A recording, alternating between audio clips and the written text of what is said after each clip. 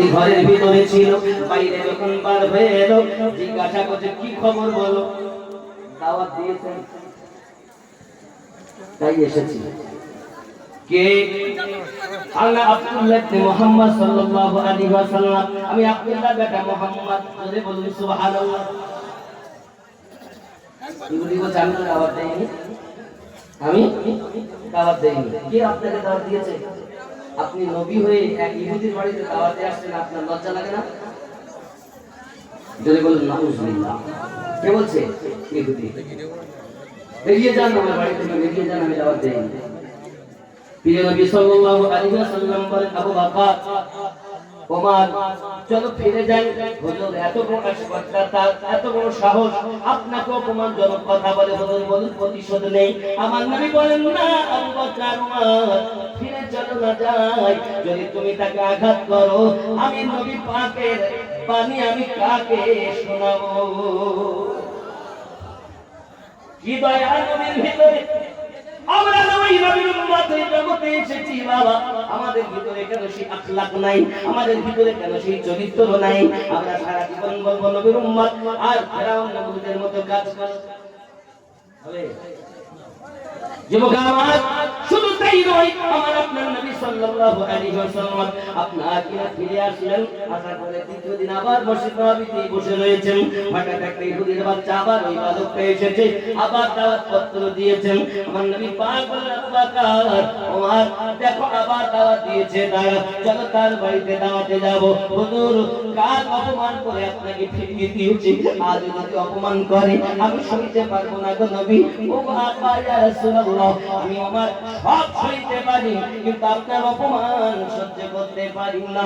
আমার আপনার নবী পাক সাল্লাল্লাহু আলাইহি ওয়াসাল্লাম বলেন আয় আবু বকর, আয় ওমর, একবার জেনে রেখে দাও যদি তাদের দাওয়াতে না যাওয়া যায় আমি রহমত নামেতে কালি লেগে যাবে রে আবু বকর। আমাকে যদি কেউ দাওয়াত দেয় দিয়ে যদি অপমান করে আবার যদি ডাক দেয় কেউ এক বাপের ছেলে মরে গেল যাবো যাবো যাবো ও বাবা দূর দূরান্ত থেকে আপনারা এসেছেন শিক্ষা নিয়ে যান। আমরা ওই রাসূলের উম্মত প্রিয় নবী সাল্লাল্লাহু আলাইহি ওয়াসাল্লাম এমনি করে আপনার দ্বিতীয় দিন আবার রওনা দিয়েছেন দুইজন সাথী। মনের ভিতরে খুবই চিন্তা চেতনা, কেমন করে রাসূলের পাকের অপমান আমরা সহ্য করতে পারবো না। না না না, সহ্য হবে না বাবা, কারণ আমার নবী পাক তিনি মুজিজা মেরে নবী কা কহ দিয়া তো হো গয়া,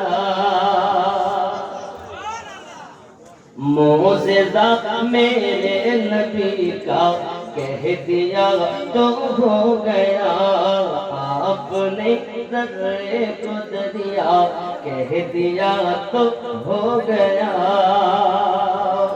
हाथ में तलवार लेकर आए जब हजरत उमर, आ मेरे दामन में आ जा कह दिया तो हो गया, मुझेज़ा मेरे नबी का कह दिया तो हो गया।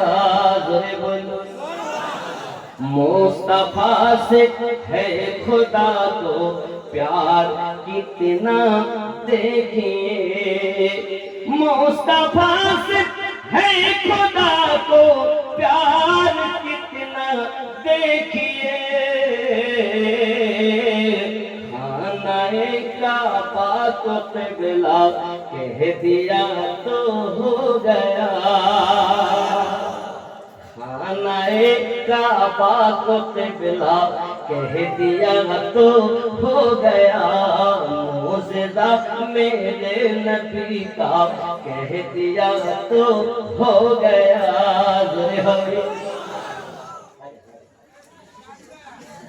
आप दीदा थे बाबा के असर जब हजरत अली, आप दीदा थे बाबा के असर जब हजरत अली, डूबा सूरज को पलट आप कह दिया तो हो गया। सूरज डूबे গেছে নবী পাক বলেন সূর্য ফিরে এসো। তা আলী রাদিয়াল্লাহু তাআলা নামাজ আদায় করবেন আসরের, তো ডুবন্ত সূর্য চলে এসেছে। জোরে বলে এটাই হচ্ছে আপ দিদা थे बाबा के असद जब हजरत अली, आप दीदा थे बाबा के असद जब हजरत अली, डूबा सूरज को पलट आओ कह दिया तो हो गया। मस्जिद नबवी ख्याल करें, मस्जिद नबवी में घर से आपके मेंबर तलक, मस्जिद नबवी ওনার হুজুরা আর মেম্বার করেছেন কি হয়েছে, मस्जिद नबवी में घर से आपके मेंबर तलक, मस्जिद नबवी में घर से आपके मेंबर तलक, आपने जन्नत का टुकड़ा कह दिया तो हो गया। মরার পরে জান্নাত পাবে, কিন্তু মদিনাতে যান তো জীবত দশায় জান্নাত পাবে, যাকে বলা হয় রিয়াদুল জান্নাত। मस्जिद नबवी থেকে मस्जिद नबवी में घर से आपके मेंबर तलक, आपने जन्नत का टुकड़ा कह दिया तो हो गया, मौजज़ा मेरे नबी का कह दिया तो हो गया। अल्लाहुम्मा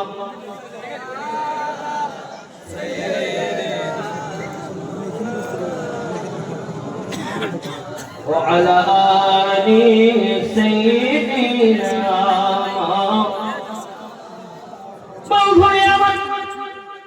নবী পাক যাচ্ছেন দুইজন সাথীর সঙ্গে, যেতে যেতে তিনি ইহুদির বাড়ি চলে যায়। ইহুদি দরওয়াজায় এমন সমাতে বাবা আমার আজ আওয়াজ দিয়ে ইহুদি বাইরে এসেছে। প্রথম দিনের থেকে দ্বিতীয় দিন আরো বেশি যেন উত্তেজিত হয়ে যায়, বাবা আরো যেন অপমানজনক কথা বলে, এমনকি আমার নবী পাককে মারার জন্য উদ্যত হয়ে যায়। আবু বকর রাদিয়াল্লাহু তাআলা বলেন, ভাই রে যেন আমার নবী পাককে আঘাত করো না, 2 দিন 3 দিন খাই নাই, উম্মতি উম্মতি জবান থেকে বন্ধ হয় নাই, খবরদার আঘাত করো না। আমি আবু বকরকে তুমি আঘাত করো, নবীকে যদি 5টা মারতে আমাকে তুমি 20টা আঘাত করো, খবরদার রাসূলের পাকের প্রতি যেন আঘাত করবে না। আমি আবু বকর জীবন দিতে পারি, আমার নবীর কষ্ট সহ্য হবে না। এই যুবক ফারুক আযম ডাকতে বলেন, ইহুদি রে খবরদার আমার নবীকে আঘাত করবে না। আমি ওমর জালালি মেজাজ যে রাস্তার উপর একবার যাও, শয়তান ওই রাস্তায় 40 দিন যায় না গো বাবা। ওমর রাদিয়াল্লাহু তাআলা আনহুর নাম, যদি কোন পেশাব করা বাচ্চার আপনার কিনা পেশাব যে বাচ্চা করে তার গলায় যদি ওমর ফারুক রাদিয়াল্লাহু তাআলা লিখে দেওয়া হয়, বাবা বাচ্চা পেশাব করা বন্ধ করে দেয়, শর্ত হলো তার বাপ মাকে 5 ওয়াক্ত নামাজ পড়তে হবে। আল্লাহ বলে যদি হযরত ওমর রাদিয়াল্লাহু তাআলা লিখে দেন, ওমর ফারুক আপনার যে বাচ্চা পেশাব করে না বিছানা, ও বাচ্চা পেশাব করা বন্ধ করে দেবে। আপনি যে বাচ্চা বিছানায় পেশাব করে শুনবেন, দেখবেন আপনার বাচ্চা বলবে, আম্মা বা আব্বা আমি বন্ধুদের সঙ্গে ঘুরতে যাই, বেড়াতে যাই, ফলমূল খাই, এমন সময় আমার পেশাব লাগে, তাই আমি চলে যাই জঙ্গলের দিকে, পেশাব করি বিছানায় যাই। তার মানে শয়তানের পক্ষ থেকে এটা হয়। আর যেখানে ওমর ফারুকের নাম থাকে শয়তান সেখানে যায় না, এর জন্য পেশাব বিছানায় হয় না। ধরে ওমর রাদিয়াল্লাহু তাআলা বলেন, আই ইহুদি ভাই ভাই আমার নবীকে তুমি আঘাত করো না। আমি রাসূলের পাকের কষ্ট সহ্য করতে পারি না। যবে থেকে কালেমা পড়েছি আমি ওমর জীবনের থেকে বেশি আমার নবীকে মহব্বত করে ফেলেছি। তুমি আলকা করো, খবরদার যেন আমার নবীকে আঘাত করো না, এর নাম হলো ভালোবাসা। এ বাবাজি দলিল দিয়ে কখনো নবী পাওয়া যায় না, সুন্দর মন দিয়ে নবী পাওয়া যায়।